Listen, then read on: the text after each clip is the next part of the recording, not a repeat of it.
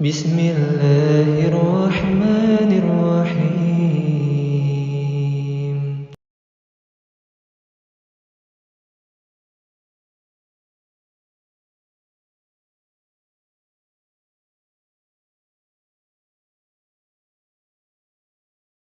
Menjelaskan. Di sini saya akan lebih menjelaskan yang terakhir adalah bagaimana mensolati jenazah. Mensolati jenazah setelah dikafani selesai, kemudian disolati. Para jamaah Bapak Ibu yang dimuliakan oleh Allah Ta'ala, saya pernah mendapati jamaah itu dia sedih, menangis. Kenapa? Dia kadang-kadang gak enak ketika jamaah mensolati dari keluarga yang meninggal dunia, ingin mensolatinya, itu gak enak Pak Bu. Pengen ngomong ya sungkan gitu loh. Tapi apa yang terjadi ya nanti gak enak jadi jamaah yang lain. Setelah ditanya, setelah sholat selesai, kenapa menangis? Sebenarnya saya pengen nyampaikan bahwa keluarga saya ini yang meninggal dunia ini gak pernah ibadah, gak pernah sholat. Seharusnya nggak boleh disolati, ya. Jadi bagi jenazah yang tidak pernah ibadah, terutama tidak pernah sholat 5 waktu, ketika dia mati nggak boleh disolati. Dan ini pendapat jumhur ulama. Masalah status dia kafir perbedaan pendapat, ya. Tapi jenazah yang tidak pernah ibadah kepada Allah, tidak pernah ruku, tidak pernah sujud, maka sepakat tidak boleh disolati. Jangankan ke orang yang ngaku Islam, KTP-nya Islam, nggak pernah sholat, munafik yang sholat aja nggak boleh disolatin. Dan saya Bapak Ibu ya, ini saya ambilkan di dalam Al-Quran. Lebih jelasnya Bapak Ibu nanti pulang di rumah, buka di dalam surat At-Taubah ayat 84, ya. Surat At-Taubah surat 984, nanti di rumah Al-Qurannya dibuka. Saya ceritakan kronologi asbabun nuzulnya ayat ini. Apa kata Allah? Wala tusalli ala ahadin minhum mata abada wala taqum ala qabri innam kafaru billahi wa rasulihi wa matu wa hum fasiqun. Hai Muhammad, jangan sekali-kali engkau mensolati di antara mereka yang mati selama-lamanya. Ingat, selama-lamanya jangan kamu solati Nabi Muhammad. Ini ayat khitab ini ditujukan kepada Nabi Muhammad SAW, nggak main-main loh ya. Nabi dilarang untuk mensolati di antara mereka yang mati. Walatakum ala kubri, jangan kamu mendoakan di atas kuburannya. Jangan doakan di atas kuburannya. Kenapa? Innam kafaru billahi wa rasulihi, karena semasa hidupnya mereka kafir, ingkar. Mereka berbuat aniaya, berbuat dolim kepadamu, mengejek, menghina, mencaci maki, memfitnah, mengolok-olok ayat-ayat Allah, menghina Al-Quran, menghina sunnah. Dan itu mereka mati dalam kefasikan, keluar dari ketaatan kepada Allah. Bapak Ibu, ayat ini ditujukan kepada gembongnya orang munafik di Madinah. Siapa? Abdullah bin Ubay bin Salul.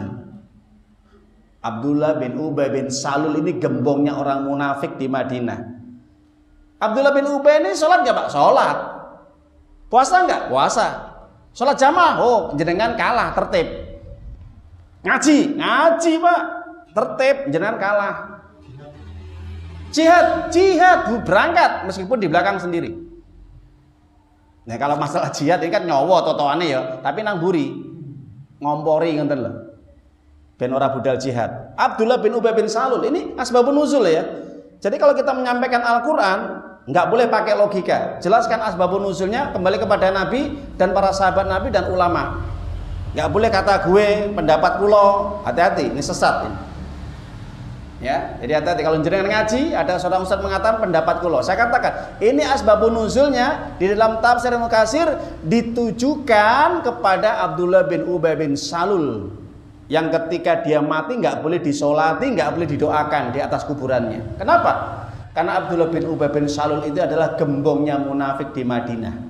Meskipun banyak ya, ada Ka'ab bin Ashraf ya dan yang lainnya. Orang munafik saja ibadah Bapak Ibu, sholatnya tertib, puasanya tertib, ngajinya tertib, jamaahnya tertib, ikut jihad. Itu aja nggak boleh disolati loh. Kenapa? Karena matinya fasik. Kenapa fasik? Karena suka menghina Allah, menghina Rasul, menghina syariat dan yang lainnya. Bagaimana ketika orang yang semasa hidupnya nggak pernah sujud keningnya, nggak pernah rukuk menghadap Allah. Bapak Ibu, saya katakan sekali lagi, nggih. Kira-kira kalau statusnya ini mulia mana? Mulia mana? Nggak ada yang mulia, sama-sama buruknya. Sama-sama buruknya, tapi orang yang tidak pernah ibadah itu lebih buruk lagi. Karena Pak, dia menipu Allah. Orang munafik aja seperti itu ya, diperlakukan sama Allah tidak boleh disolatin. Jadi kalau saya ada jamaah, dia merasa sedih kalau ada keluarganya mati, tetap disolati, dia pengen ngomong itu berat gitu lah Pak Bu. Iya, kok nggak penak, kok sungkan, keluargaku nggak ibadah, nggak pernah sholat, kok disolatin gitu loh. Padahal orang munafik aja yang sholat nggak boleh disolatin. Tapi ya terserah lah, ya tergantung masyarakat, tergantung pemahaman jamaah. Tapi para ulama mengatakan bagi seorang imam, bagi seorang ustadz, bagi seorang alim, tokoh agama, kalau ada orang Islam yang mati yang masih punya utang, boleh nggak disolatin? Nggak boleh. Jelas? Orang Islam yang dia juga ibadah tapi dia masih punya utang, bagi khusus tokoh agama, ulama, ustadz nggak boleh nyolatin. Kenapa?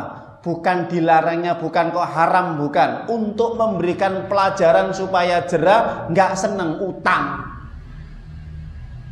Jelas? Jadi kalau mati sampai bawa utang, maka jumhur ulama mengatakan dilarang untuk mensolati, sebagaimana Nabi tidak mensolati jenazah seorang yang dia masih punya utang. Akhirnya sama Abu Qatadah radhiyallahu anhu, sahabat Nabi, ya Rasulullah, alaihi ya dayen, utangnya tanggungan saya, sudah tak bayar engko. Akhirnya Kanjeng Nabi nyolati. Sadurunge mboten purun Pak Bu, gak mau Nabi nyolatin kalau ada orang punya utang. Ini yang punya utang aja nggak mau disolatin, apalagi nggak pernah sholat, apalagi nggak pernah ibadah. Ripun Bapak Ibu, silahkan pikir sendiri. Ya, kita hanya menyampaikan secara hukum syariat seperti itu. Jadi para jamaah Bapak Ibu, itu apa? Maksudnya adalah peringatan bagi orang-orang yang semasa hidupnya nggak pernah dia memuliakan Allah. Oh, matinya kok pengen dimuliakan, matinya kok pengen dihormati. Oh, nggak bisa. Sebenarnya gitu loh, secara hukum syariat loh ya. Semasa hidup dia tidak pernah mengagungkan Allah, bagaimana dia pengen diagungkan masa matinya? Bisa. Ya ayyuhalladzina amanu ittaqullaha haqqa tuqatih wa la tamutunna illa wa antum muslimun.